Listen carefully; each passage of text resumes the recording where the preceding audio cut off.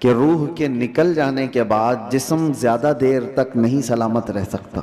चंद घंटे, चंद दिनों के बाद इसके अंदर सड़न पैदा होगी और ये सड़ गल जाएगा। रूह के निकलने के बाद जिस्मों की कोई औकात नहीं रह जाती, जिस्म सब मिट्टी में मिल जाते हैं, गल जाते हैं।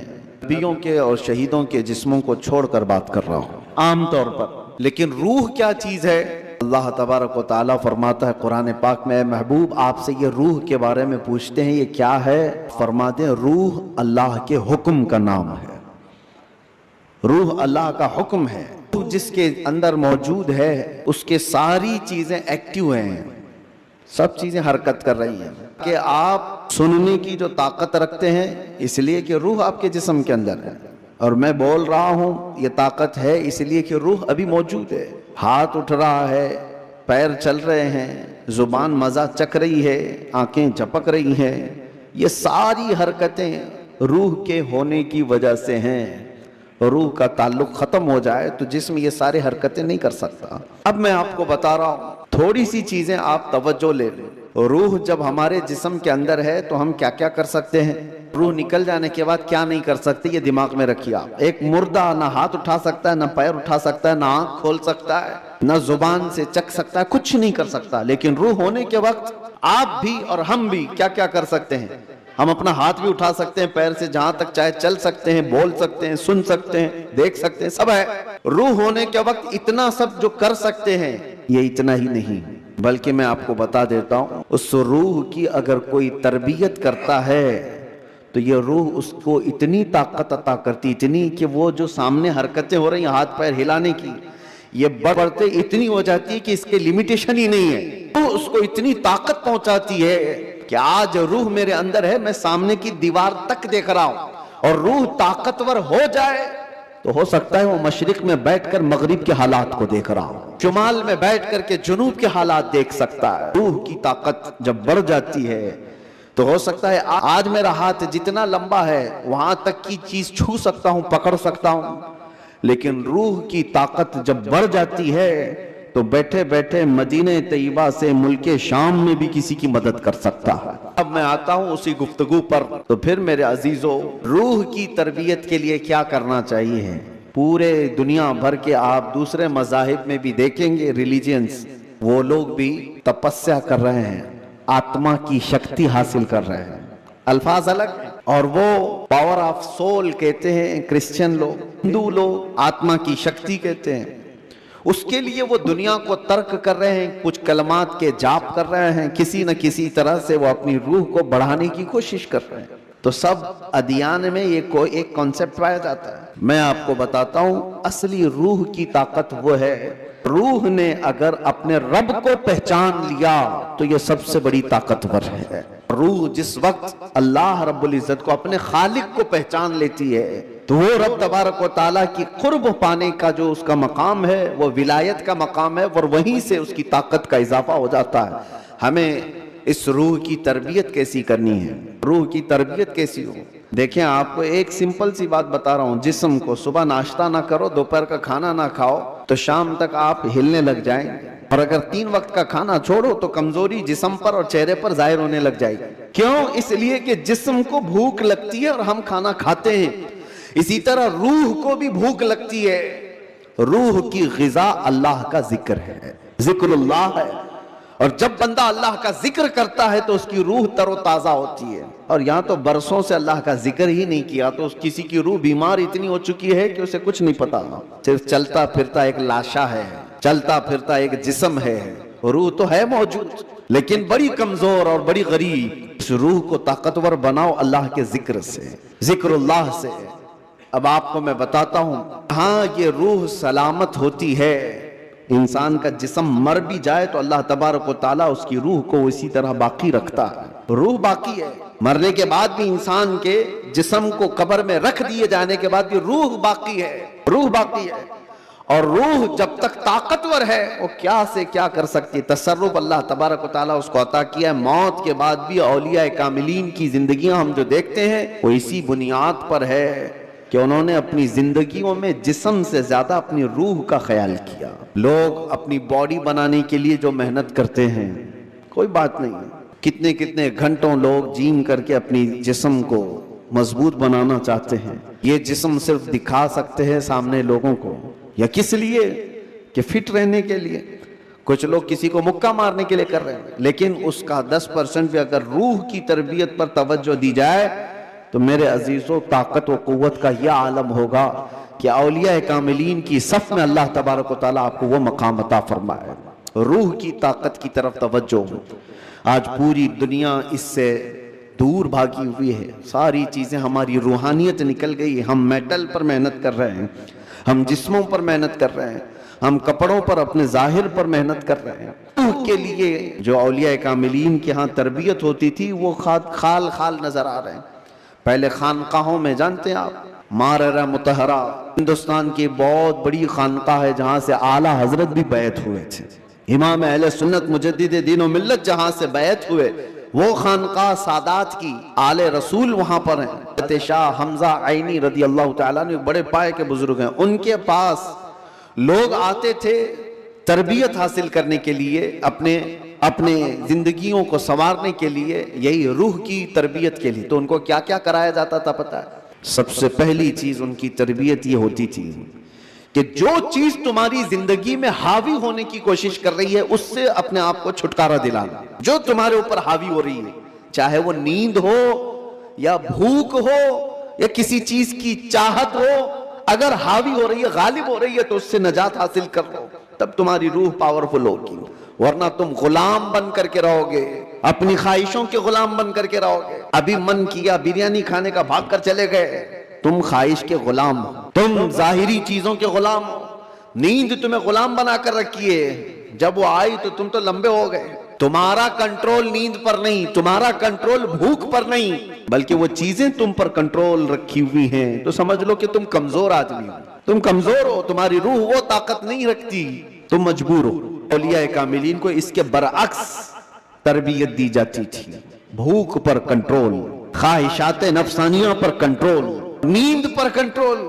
हत्ता कि मैं आपको बताऊं, शाह मीना रहमतुल्लाह तआला अलैह लखनऊ के बहुत बड़े बुजुर्ग हैं, वो जब रात को इबादत के लिए खड़े होते, इंसानी फितरत का तकाजा है कि नींद तो आती है, लेकिन वो ये चाहते थे कि नींद इंसान की जरूरत है, उसको भी मैं अपने ऊपर गालिब होने नहीं दूंगा। मैं जब चाहूं सो जाऊं, लेकिन नींद जब चाहे तब मुझे ना सुलाए। नींद मेरी हाकिम नहीं, मैं उस पर हाकिम हूं। आपने क्या किया जानते हैं? रात को इबादत के लिए रोजाना खड़े हो जाते थे। एक दिन ऐसा हुआ कि झपकी आ गई और गिर गए। इसका इनको इतना अफसोस हुआ कि इबादत में नींद ने मुझे अपना गुलाम बना दिया। अल्लाह रब्बुल इज्जत की इबादत से मुझे नींद ने धोखा ऐसा दे दिया कि मैं गिर गया, उसका गुलाम हो गया। उसके बाद से रात को जब खड़े होते थे तो नमक में सलाई डालकर अपनी आंखों पे सुरमा लगाते थे। नमक का सुरमा लगाते। आम सी बात नहीं, सुनने में आपको आसान लग रहा हो, नमक के 2 तिनके भी अगर आंख में चले जाएं तो क्या हालत करते हैं। लेकिन हजरत शाह मीना फरमाते हैं कि नमक को पूरी तौर पर आंखों पे लगाते तो उनकी आंखों से खून जारी हो जाता था। लोग कहते भी थे कि आंखें सुर्ख होकर खून बहाती थी। आपसे कहा जाता कि आप इस तरह से आंखों को सख्ती कर रहे हैं। आप कहते इन आंखों की वही सजा है जो मुझे मेरे रब से दूर कर रही है। नींद का गलबा मुझे ला करके अपना गुलाम बनाती हूँ। ख्वाहिशात के लिए भी उन्होंने ऐसा ही किया है। अपने ख्वाहिशात पर कंट्रोल जब तक आदमी नहीं करता, उसकी रूह ताकतवर नहीं है, उसकी रूह कोई ताकत नहीं रखती, वो कमजोर आदमी है। इसीलिए मेरे अजीजों, मैं जो बात कर रहा था, हजरत शाह हमजा आइनी, इनके यहाँ जो लोग आते थे, कुछ तो पंडित भी आते थे, जोगी भी आते थे तपस्या करने के लिए, कि सूफी संत हैं। इनके यहाँ जो तरबियत होती है वो बहुत आला दर्जे की होती है। आप ये कहते थे कि इंसान सबसे ज्यादा किन चीजों का मोहताज है? खाने का, पीने का, सोने का, यही सब चीजें ना। इस पर तो वो कंट्रोल करा ही देते थे। कोई ऐसा उनके पास मुजाहिद होता, रियाजत करने वाला, कि 3 दिन 4 दिन तक बगैर खाए पिए इबादत में मसरूफ रहते, कुछ भी नहीं। और ये पॉसिबल है क्योंकि अल्लाह ने इंसान की बॉडी को फ्लेक्सिबल बनाया है। इसको जैसा बंदा ढालता है वैसा जिस्म बनता है, कोई चीज इम्पॉसिबल नहीं है। बुजुर्गों ने ये तरबियत किया। अब एक मकाम ऐसा आया कि खाने पीने की बात तो छोड़ो, ये जो मोहताजी है, जो भूख लगती है, इससे तो उन्होंने किनारा कर लिया। एक शागिर्द ने उनसे कहा कि हुजूर, खाने से तो हम मोहताज नहीं है, जब हम चाहेंगे खा लेंगे। भूख हमको गुलाम नहीं बना रही याद, प्यास भी हमको गुलाम नहीं बना सकती। लेकिन ये जो सांस लेते हैं इसके तो हम मोहताज हैं, सांसों के बगैर तो रह नहीं सकते। आपने फरमाया मैं वो भी तरबियत तुम्हें करा दूंगा, उसकी भी तरबियत करा दूं। तो हबसे नफ्स औलिया कामिलीन के यहाँ, मैं तसव्वुफ की बात कर रहा हूँ, एक तरबियत ये भी है उनके यहाँ हबसे नफ्स, हबसे नफ्स या हबसे दम जिसको कहा जाता है। क्या है? उनको सांस रोकने की तरबियत दी जाती थी। सांस रोक लो अपनी, आप अपनी नाक और मुंह बंद करके देखो कितनी देर रोक सकते हो, शायद 1 मिनट, क्योंकि आदत नहीं है। 1 मिनट से ज्यादा अपने नाक और मुंह को पकड़ नहीं सकते। लेकिन तरबियत के बाद माररा मुतहरा की तारीख में है, हजरत शाह हमजा आईनी की बारगाह में जो तरबियत पाते थे, सांस रोकने की जो तरबियत दी जाती थी, फजर के बाद वो सांस को रोकते थे तो जोहर तक लेकर जाते थे, जोहर तक। लोगों को ऐसा लग रहा होगा कि उड़ती हुई बातें हैं, नहीं मेरे अजीजों, जब बंदा अपने जिस्म को ढालता है किसी चीज में तो अल्लाह तबारक व तआला हर चीज उसके लिए मुमकिन बना देता। और हमने दुनिया में अपने जिस्मों को आजाद कर रखा है, सारी दुनिया इस जिस्म पर राज करती है, ख्वाहिशात हम पर हुक्म करते हैं, हम इन पर कंट्रोल नहीं पा रहे। आज जरूरत इसी बात की है कि हम जिन चीजों के एडिक्ट होते जा रहे हैं उन चीजों को अपनी जिंदगी से दूर करते जाएं। कोई ख्वाहिशात ऐसी हैं जो मेरे ऊपर हावी हो रही हों, उन ख्वाहिशात से अपने दामन को छुड़ाने की कोशिश करें। और यही तरबियत बारगाह है मुस्तफ़ा सल्लल्लाहु अलैहि वसल्लम की थी। एक बात मैं आपको बताता हूँ, मजबूरी के आलम में भी औलिया कामिलीन ने अपने आप को दुनिया के हवाले नहीं किया, दुनिया के हवाले नहीं किया, वो बचने की हर मुमकिन कोशिश करते रहे। एक बुजुर्ग के मुतालिक हमने पढ़ा है, मुश्की रहमतुल्लाह अलैह, इराक के एक बुजुर्ग, लेकिन वो जवान शख्स, मुश्की गालिबन अब्दुल्लाह कुछ नाम था, बहुत खूबसूरत, देखने में बिल्कुल हैंडसम नौजवान, एक कपड़े की दुकान पर काम करते थे। शहर की एक अमीर औरत कपड़ा खरीदने आई और वो अय्याश औरत थी, उसने लड़के को देखा, नौजवान को, उस पर फरेफ्ता हो गई। बहाने से कपड़े की बहुत बड़ी थान खरीदा और उसके बाद उस नौजवान से कहा क्या तुम मेरे महल तक पहुंचाओगे, मैं उसकी उजरत दूंगी। भोला भाला नौजवान कपड़े उठा लिया और चल पड़ा। उस खातून के घर जब पहुंचे तो उसने कपड़े की वो थान अंदर रखवाई और कमरे में उसे बुलाकर दरवाजे बंद कर दिए। उसके बाद उस नौजवान से कहा कि तू अब आजाद नहीं है, तू मेरे पास कैद है, मैं तुझे यहाँ पर इस बहाने से ले आई हूँ, तुझे जो चाहिए वो मैं दे दूंगी, माल दौलत जो भी है, लेकिन मेरी ख्वाहिशात पूरी कर दे। कांपने लग गए। अल्लाह का खौफ, अल्लाह का डर, जिसकी रूह मजबूत और ताकतवर होती है, हर मुसीबत से उसको किसी न किसी तरह बचा लेती है, अल्लाह का फजल होता है। उस नौजवान ने कहा यह हरगिज मैं नहीं कर सकता। उस खातून ने कहा तो फिर तुम यहाँ से बच के भी नहीं जा सकते, किसी हालत में तुम बच के भी नहीं जा सकते, और ना किसी को पता है कि तुम यहाँ अंदर हो। कल को मैं ये इल्जाम भी लगा सकती हूँ कि तुमने मेरी इज्जत को तार तार किया है और तुम्हें मैं फांसी की सजा भी दिला सकती हूँ। उस नौजवान की मजबूरी देखें कि खातून ने ऐसे उसके ऊपर हावी होने की कोशिश की कि किसी भी तरह से उसको गुनाह की सरजमीन पर धकेलते।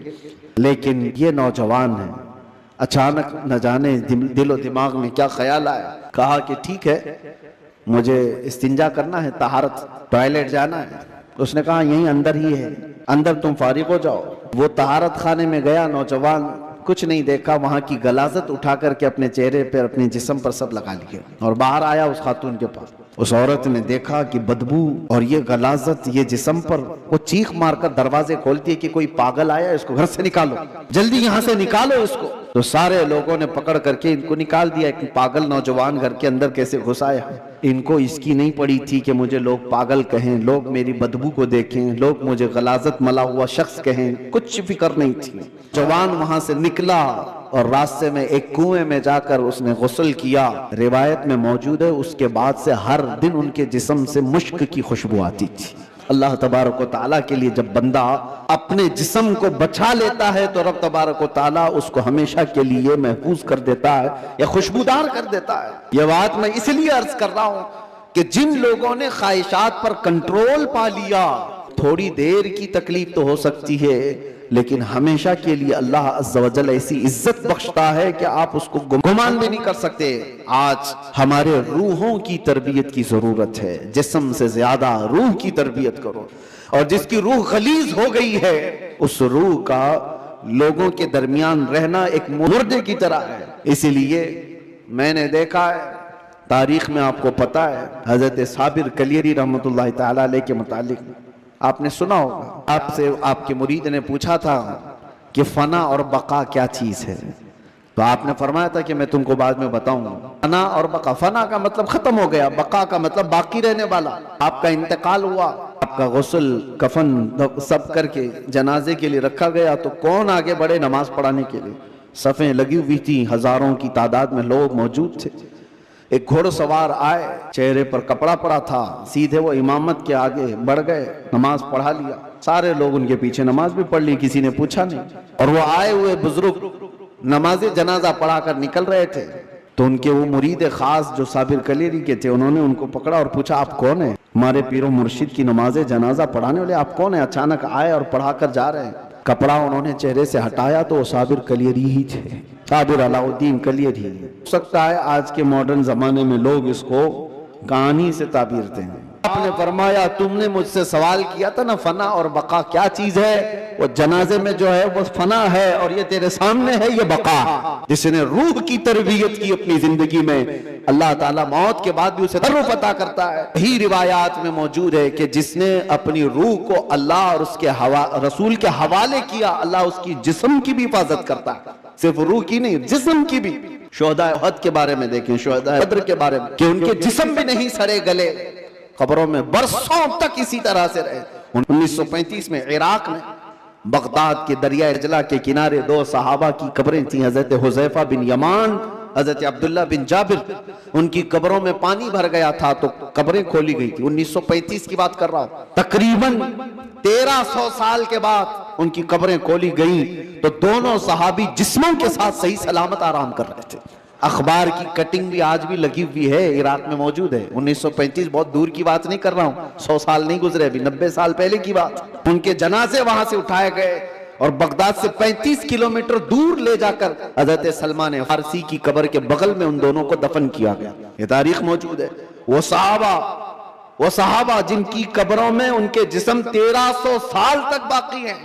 कहना यह है, जिसने अपनी रूह को अल्लाह के हवाले कर दिया, अल्लाह उसके जिस्म की भी हिफाजत करता है। और जो सिर्फ जिस्मानी ख्वाहिशात के लिए जी रहा है, उसके जिस्म का हाल तो यह है, इधर रूह निकली उधर जिस्म में बदबू शुरू हो गई, इधर रूह निकली जिस्म फलना फूलना शुरू कर दिया।